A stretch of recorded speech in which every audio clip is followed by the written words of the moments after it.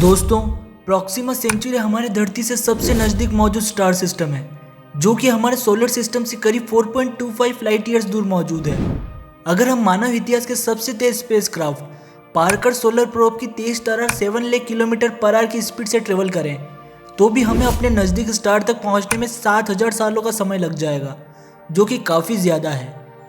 यह तो बात हुई हमारे सबसे नज़दीक मौजूद स्टार सिस्टम की। साइंटिस्ट ने हमारी धरती से सैकड़ों और हजारों लाइट ईयर्स दूर मौजूद कुछ ऐसे सोलर सिस्टम की भी खोज की है, जहां हमारी धरती की तरह कई एलियन ग्रह मौजूद हो सकते हैं, जहां हमारी धरती की तरह जीवन और शायद कोई इंटेलिजेंट लाइफ भी मौजूद हो सकती है। अब अगर हम लाइट की स्पीड से भी ऐसे स्टार सिस्टम की यात्रा करने की सोचें, तो भी हमें केवल इन ग्रहों तक पहुंचने में ही कई हजारों सालों का समय लग जाएगा। ऐसे किसी यात्रा को पूरी करने के लिए हम इंसानों की कई पीढ़ियां बीत जाएगी और फिर भी हमारा यह सफर पूरा नहीं हो पाएगा। यानी सीधी भाषा में कहा जाए तो हमारे ब्रह्मांड के आकार के सामने लाइट स्पीड भी काफ़ी कम नज़र आती है। ऐसे में अगर हमें टाइप 2 और टाइप 3 सिविलाइजेशन बनना है और हमारे गैलेक्सी के दूसरे स्टार सिस्टम को उनके ग्रहों की यात्रा करनी है और वहाँ तक जीवन पहुँचाना है, तो हमें कुछ ऐसे स्पेसक्राफ्ट और तरीकों पर काम करना होगा जिनके जरिए हम लाइट स्पीड से भी तेज़ यात्रा कर सकें। वैज्ञानिकों ने आइंस्टाइन की जनरल रिलेटिविटी का यूज़ करते हुए कुछ ऐसे तरीके बताए हैं जिनकी मदद से हम लाइट से भी तेज़ गति से हमारे इस ब्रह्मांड की यात्रा कर सकते हैं। ये तरीके हैं वर्म होल्स और रैप ड्राइव्स, जिनके बारे में हम आज कुछ ऐसा जानेंगे जो काफ़ी इंटरेस्टिंग होने वाला है। दोस्तों, इन तरीकों के बारे में जानने से पहले हमें स्पेस टाइम के बारे में जानना होगा कि आखिर ये है क्या, ये कैसे काम करता है और कैसे हम इसमें मौजूद लूप होल्स के जरिए यूनिवर्स के कॉन्सेप्ट्स को धोखा देते हुए लाइट से भी तेज़ गति से यात्रा कर सकते हैं। हमारे वैज्ञानिकों की स्पेस टाइम की ज़्यादातर समझ अल्बर्ट आइंस्टाइन की थ्योरी ऑफ रिलेटिविटी की देन है। जनरल रिलेटिविटी के अकॉर्डिंग स्पेस और टाइम आपस में एक दूसरे से जुड़े हुए हैं, जिसे फैब्रिक ऑफ स्पेस टाइम कहा जाता है। आसान भाषा में आप स्पेस टाइम को एक शीट की तरह मान सकते हैं, जिस पर हम जितना ज़्यादा हैवी ऑब्जेक्ट रखेंगे, यह उतना ही ज़्यादा मुड़ेगा या कहीं कर्व होगा। हमारे ब्रह्मांड में मौजूद बेहद ही ज़्यादा मास वाले स्पेस ऑब्जेक्ट जैसे स्टार्स और ब्लैक होल से स्पेस टाइम को सबसे ज़्यादा कर्व करते हैं, जिसकी वजह से इनकी ग्रेविटी सबसे अधिक होती है।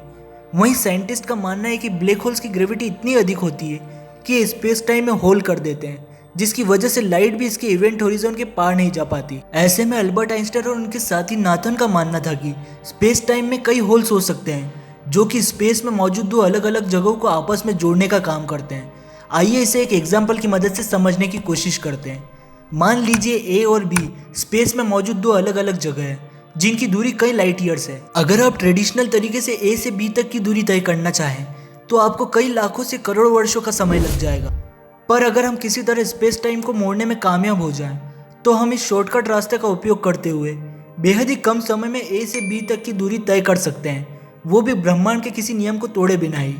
इन्हीं शॉर्टकट रास्तों को वर्म होल्स कहा जाता है, जो कि स्पेस टाइम में होने वाले बेंड की वजह से पैदा होते हैं। आपने इसकी झलकियां साईफाई मूवीज में देखी होगी, जहां वर्म होल्स का एक हिस्सा हमारे सौर मंडल में था, तो वहीं इसका दूसरा हिस्सा दूर किसी स्टार सिस्टम में। वैज्ञानिकों का मानना है कि हमारे ब्रह्मांड में मौजूद ब्लैक होल्स इसी तरह के वर्म होल से जुड़े हुए हो सकते हैं। तो वहीं एक इसका दूसरा हिस्सा हो सकता है, जो कि ब्लैक होल्स द्वारा निकले गए मैटर को वापस स्पेस में उगलता है, बिल्कुल बिग बैंग की तरह। इन्हें व्हाइट होल के नाम से जाना जाता है, जो कि ब्लैक होल से बिल्कुल विपरीत होते हैं। वहीं कुछ वैज्ञानिकों का मानना है कि हमारे यूनिवर्स के बनने के समय कई वर्म होल्स का जन्म हुआ था, जो कि आज भी कॉस्मिक स्ट्रिंग के जरिए आपस में जुड़े हुए हैं। और गैलेक्सी के सेंटर में मौजूद ब्लैक होल्स इसी तरह के वर्म होल्स हैं, जो स्पेस में मौजूद दो अलग अलग जगहों को आपस में जोड़ते हैं।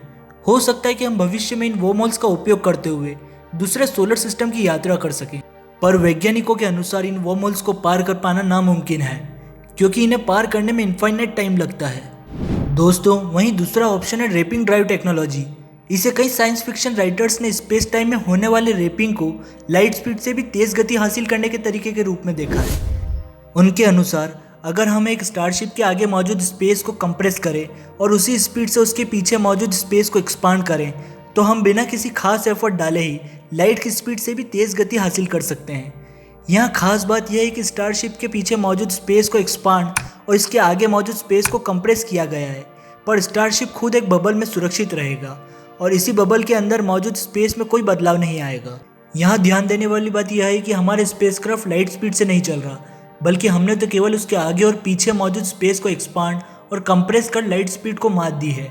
लेकिन प्रॉब्लम ये है कि इस समय ऐसी टेक्नोलॉजी संभव नहीं है।